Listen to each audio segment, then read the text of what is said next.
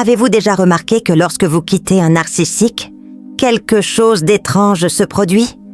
Non seulement son comportement change, mais son corps aussi semble entrer en guerre contre lui-même. Derrière son masque de contrôle et ses mises en scène, il y a une vérité qu'il ne veut pas que vous voyiez. Il s'effondre, pas par amour, pas par manque de vous, mais parce que sans vous, il ne sait plus exister. Ce que vous allez découvrir ici n'est pas une simple analyse psychologique. C'est une vérité profonde, presque spirituelle. Chaque rupture avec un narcissique révèle une loi invisible de l'univers. Quand vous retirez votre lumière de sa vie, il se retrouve face à son propre vide. Et c'est ce vide qui dévore tout. Dans ce script, nous allons lever le voile sur ce que personne n'ose dire, ce qui arrive réellement au corps et à l'esprit d'un narcissique quand vous partez. Et comment cette réalité, loin de vous affaiblir, devient la clé de votre liberté intérieure. Quand vous quittez un narcissique, vous ne faites pas que fermer une porte, vous retirez la fondation même qui soutenait son monde. Et c'est là que commence une vérité que peu osent dire. Son corps, avant même son esprit, s'effondre. Ce n'est pas seulement une douleur émotionnelle, c'est une désorganisation physique, presque palpable, parce qu'il ne sait plus comment exister sans le carburant que vous représentiez. Le narcissique vit dans une illusion permanente, où tout repose sur la validation extérieure. Tant que vous étiez là, il pouvait se nourrir de votre regard, de vos réactions, de votre énergie. Mais quand vous partez, cet apport disparaît. Alors son système nerveux, habitué à cette dose constante d'attention, entre en état de manque, insomnie, fatigue écrasante, maux de tête chroniques, irritabilité. Son corps crie ce que son ego refuse d'avouer. Il ne contrôle rien. Cet effondrement n'a rien à voir avec l'amour. C'est une dépendance. Et comme toute dépendance, quand la source disparaît, le vide se fait brutal. Il tente de compenser. Il se montre plus actif sur les réseaux sociaux, s'affiche avec de nouvelles personnes, rit plus fort qu'avant. Mais ces rires ne trompent que ceux qui regardent de loin. Derrière la façade, son corps subit une tempête silencieuse. Ce chaos intérieur révèle une vérité spirituelle que l'on sous-estime souvent. Quand vous retirez votre lumière, tout ce qu'il avait construit sur elle se dissout. Vous n'étiez pas seulement une compagne ou un compagnon. Vous étiez le pilier invisible qui soutenait son image. Et lorsque ce pilier tombe, le narcissique n'a plus de sol. Il tombe avec. C'est pour cela qu'il devient imprévisible. Il peut passer de l'euphorie à la rage, de la froideur calculée à des messages soudainement nostalgiques. Mais ces gestes ne viennent pas de son cœur. Ils viennent d'un corps qui, privé de votre présence, cherche frénétiquement à retrouver l'équilibre. Vous n'étiez pas une option dans sa vie. Vous étiez son centre de gravité. Ce mécanisme, si vous l'observez avec lucidité, change tout, parce qu'il vous permet de comprendre que vous n'avez jamais été remplaçable. Ce qu'il a perdu ne se trouve pas chez quelqu'un d'autre. Vous étiez unique non pas par ce que vous faisiez, mais par la place que vous occupiez, celle de la structure qui masquait son vide. Et ce vide, une fois exposé, déstabilise chaque fibre de son être. Il ne peut plus fuir son propre manque. Il ne peut plus s'appuyer sur vous pour cacher ses failles. Alors, il s'agite, il surjoue, il compense. Mais peu importe ce qu'il essaie, son corps ne ment pas. Le tremblement dans ses mains, ses nuits blanches, ses excès qui ne le soulagent pas. Tout cela raconte la même histoire. Il s'effondre et il ne sait pas comment se relever. Le narcissique ne supporte pas de regarder en face ce qui se passe réellement quand vous partez. Alors, il ment. Pas seulement aux autres, mais surtout à lui-même. Son ego, construit comme une armure, refuse de reconnaître sa dépendance. Il invente donc un nouveau récit. C'est vous la responsable. Vous êtes devenu, dans son histoire, la coupable idéale. Ce mécanisme n'a rien d'un hasard. C'est une défense. Parce que s'il devait admettre la vérité, que son équilibre entier dépendait de vous, il serait obligé d'affronter ce qu'il fuit depuis toujours, son vide intérieur, ce vide qu'il camoufle derrière son assurance et ses jeux de pouvoir. Mais le corps, lui, n'a pas la même capacité de mensonge. Tandis que l'ego crie qu'il va bien, son corps, lui, envoie d'autres signaux. Ses insomnies s'aggravent, sa nervosité devient visible. Il s'épuise à vouloir paraître fort, alors même que chaque cellule de son être témoigne de son désordre intérieur. Et c'est ici qu'une vérité inconfortable se révèle. Il ne regrette pas qui vous êtes. Il regrette ce qu'il était grâce à vous. Vous n'étiez pas simplement dans sa vie. Vous étiez le filtre qui lui permettait de se voir grand, puissant, supérieur.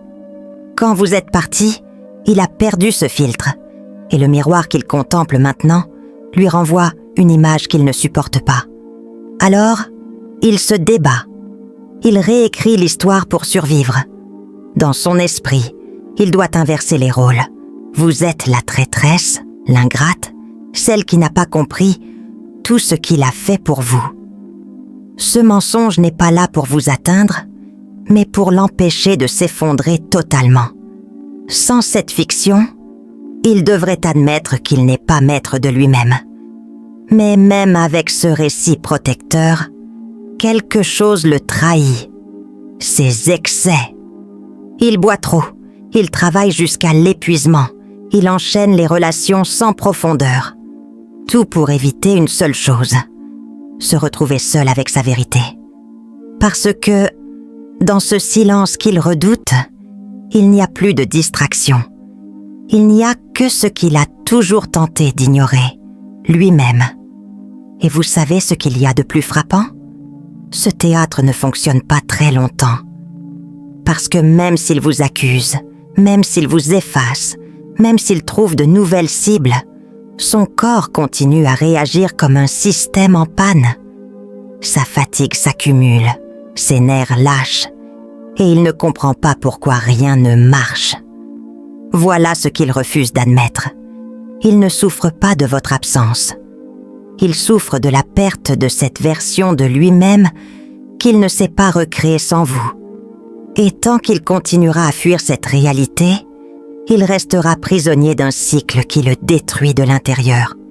Quand le narcissique commence à s'effondrer, il n'admettra jamais sa chute. Au contraire, il redouble d'efforts pour la cacher. Il entre dans un cycle où tout devient une façade soigneusement entretenue.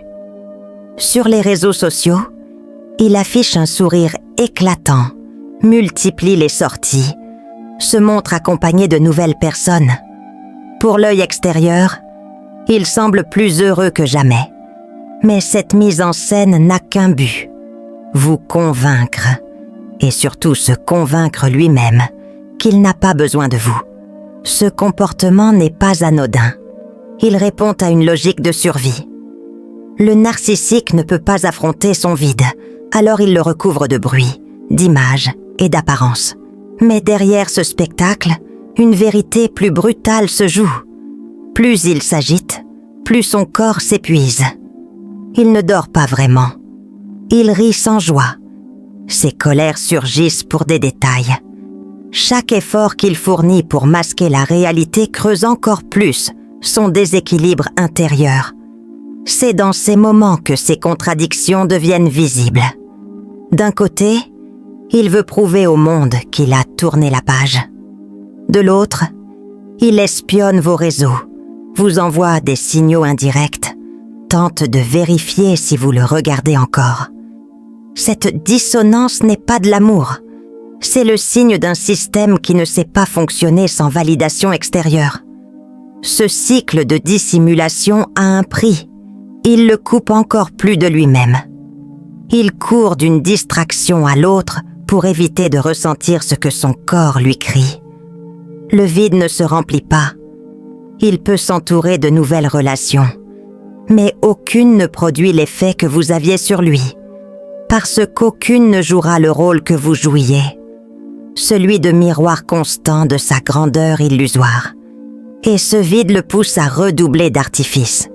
Il s'exhibe, il exagère ses réussites, il tente de créer une image tellement parfaite qu'elle en devient irréelle. Mais plus il construit cette façade, plus elle devient fragile. Chaque photo, chaque sourire affiché n'est qu'un pansement posé sur une plaie qu'il refuse de regarder. En réalité, son corps n'oublie pas. Sa nervosité le trahit. Ses gestes saccadés, ses excès alimentaires, ses insomnies chroniques sont les symptômes d'un système en crise. Et tout ce qu'il met en scène n'est qu'une fuite organisée. Ce cycle de dissimulation est sa prison. Plus il s'y enferme, plus il devient dépendant de cette image fabriquée. Il ne vit pas. Il survit dans une représentation permanente. Et tout cela uniquement pour éviter d'affronter ce qu'il redoute le plus. Être seul face à lui-même, sans projecteur, sans spectateur, sans rôle à jouer. Quand le silence s'installe, le narcissique ne disparaît pas vraiment. Il attend, il observe. Et puis, au moment où vous commencez enfin à respirer sans lui, il réapparaît. Mais ce retour n'a rien à voir avec l'amour. C'est une stratégie. Un jeu de pouvoir que les spécialistes appellent le hoovering, comme un aspirateur qui cherche à vous ramener dans le cycle dont vous avez réussi à sortir. Le narcissique sait exactement comment s'y prendre. Il envoie un simple message. « J'ai rêvé de toi. J'espère que tu vas bien. » Ou encore « Je repensais à nous. » Rien de direct, juste assez pour créer un doute, assez pour réveiller une émotion. À cet instant précis, il ne cherche pas à se réconcilier. Il veut vérifier si vous êtes toujours accessible, si le lien qui le nourrissait est encore là. C'est là que réside le piège. Si vous répondez, même par curiosité, vous relancez involontairement un mécanisme profondément enraciné, celui de la dépendance émotionnelle qu'il entretient avec vous. Chaque échange, chaque réaction lui sert de confirmation qu'il n'a pas totalement perdu le contrôle. Et c'est tout ce qu'il lui faut pour recommencer. Pourtant, il ne faut pas se tromper sur ses intentions. Derrière ces mots touchants, il n'y a pas de véritable introspection. Il ne revient pas parce qu'il a changé ou parce qu'il a compris la valeur de ce que vous êtes. Il revient parce que son ego panique dans le vide. Il revient parce qu'il a besoin de reprendre ce qu'il considère comme sa source. Ce comportement s'accompagne souvent de manipulations plus subtiles. Il peut se montrer vulnérable, vous dire qu'il traverse une période difficile, qu'il a besoin de votre soutien en tant qu'ami. Parfois, il feint même d'avoir changé, d'avoir suivi une thérapie ou de vouloir tout recommencer sur de meilleures bases. Mais derrière chaque mot, l'objectif reste identique, vous ramener dans un rôle où vous le nourrissez à nouveau. Spirituellement, cette phase du hoovering révèle quelque chose d'important. Tant que vous répondez, vous devenez son miroir. Vous rallumez la lumière dans la pièce qu'il refuse d'éclairer par lui-même. Et chaque fois que vous cédez, vous lui offrez une échappatoire face à son propre vide. Mais lorsque vous gardez le silence, tout change. Car le silence n'est pas seulement une absence de réponse, c'est un acte de puissance. C'est ce qui oblige le narcissique à affronter ce qu'il fuit depuis toujours, sa propre fragilité.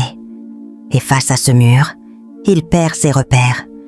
Il ne sait plus comment manipuler, parce que pour la première fois, vous ne jouez plus son jeu. C'est là que commence le véritable basculement.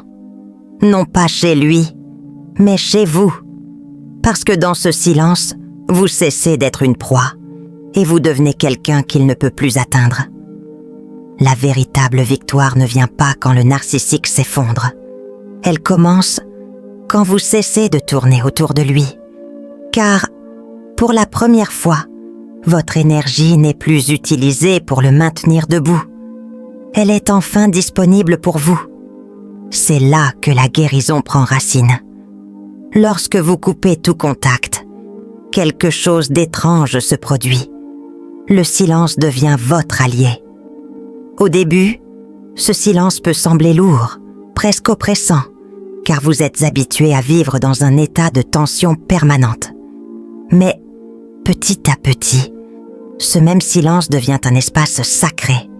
Il ne vous renvoie plus son chaos, il vous renvoie à vous-même.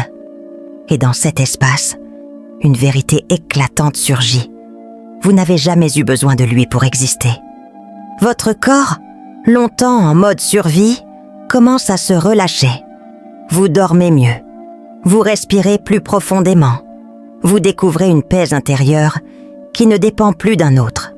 Ce processus n'est pas seulement psychologique. Il est spirituel. C'est la réinitialisation d'un système que la toxicité avait déformé. C'est aussi le moment où la tentation de regarder en arrière se présente. Il pourrait envoyer un message, publier quelque chose qui semble ciblé, ou tenter une nouvelle approche déguisée en sincérité. Mais cette fois-ci, vous ne regardez plus cela avec les mêmes yeux. Vous comprenez enfin que chaque geste de sa part n'est qu'un réflexe pour reprendre un contrôle qu'il a définitivement perdu. La véritable libération n'est pas une vengeance silencieuse. Elle n'est pas une manière de lui prouver quoi que ce soit. C'est une renaissance. Vous cessez de vivre dans un rôle imposé. Vous cessez d'être la colonne qui soutient un édifice qui n'était jamais le vôtre. Vous redevenez l'architecte de votre propre vie. Et, avec le temps, quelque chose de plus puissant encore se produit. Vous développez une clarté nouvelle. Vous voyez au-delà des masques. Vous reconnaissez les schémas de manipulation avant même qu'ils ne se referment sur vous. Vous sentez, avec une précision presque instinctive, ce qui sert votre paix et ce qui la menace. Ce n'est pas seulement une leçon, c'est une transformation profonde. Parce qu'en sortant de ce cycle, vous ne récupérez pas seulement votre énergie. Vous récupérez votre discernement, votre force et surtout, votre dignité. C'est là que le narcissique ne peut plus rien contre vous, parce que vous avez brisé le miroir dans lequel il se regardait. Et désormais, vous n'avez plus besoin qu'il existe pour savoir qui vous êtes. Vous êtes libre. Vous l'avez vu. Quand vous quittez un narcissique, son monde s'effondre. Mais cet effondrement n'est pas votre fardeau. Il est la preuve que votre absence a brisé la seule chose qui le tenait debout. Votre énergie. Aujourd'hui, il est temps de choisir. Non pas de le sauver, mais de vous sauver vous-même. Fermez la porte sans peur. Gardez le silence et permettez à votre propre corps, votre esprit et votre âme de se réapproprier la paix qu'il mérite. Parce qu'au fond, ce voyage ne parle pas de lui. Il parle de vous. Et chaque pas que vous ferez loin de ce cycle toxique vous rapprochera de votre vraie vie, celle où votre valeur n'a plus besoin d'être prouvée à personne. Alors, décidez-le aujourd'hui. Reprenez votre place, écoutez votre corps, suivez votre esprit et laissez votre âme écrire le chapitre où vous redevenez entière.